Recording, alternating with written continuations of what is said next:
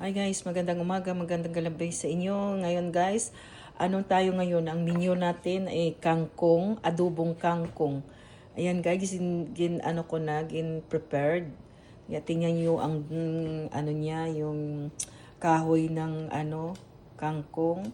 At saka siyempre, iyan na yung mga piniprepared ko na lahat, yung mga ingredients niya guys. Kaya yan, garlic, onion, suka, black sauce, saka yan yung napapasarap yung yung ano yan guys, yung tawag dito, alamang.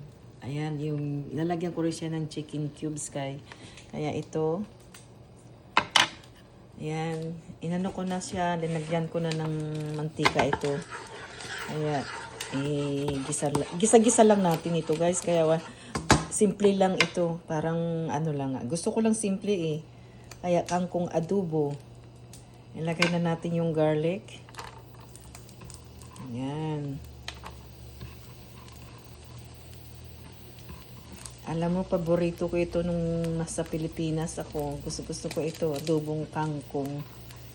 Kaya, matagal ko rin din nakapagluto nito guys. Kaya ito, magluluto muna tayo ng ganito. Ako lang naman kakain ito Minsan hindi naman kumakain mga anak ko. Kaya yun natin mag-brown yung garlic. Ayun guys, pag gusto niyo rin ba yung kangkong, very healthy kaya itong kangkong. Grabe itong healthy niya, parang malunggay din ba? Yeah. Natin para lumakas ng konti. Halo-halo lang tayo hanggat mag-brown yung garlic niya guys. Ayan tingnan niyo yun Sobrang init ngayon. Ayan. Yan ang kangkong ko. Maraming kangkong Ayan.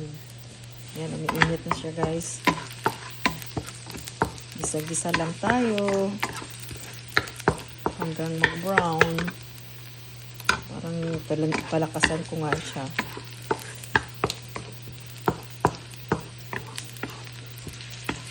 Adobong kangkong ang menu natin ngayon guys. Mayroon din siyang alamang, kaya medyo nagba-brown na siya.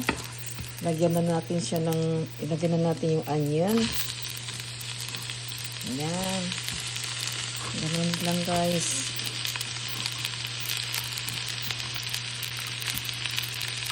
Ayan. Pinalakasan ko na, kaya medyo ano na siya.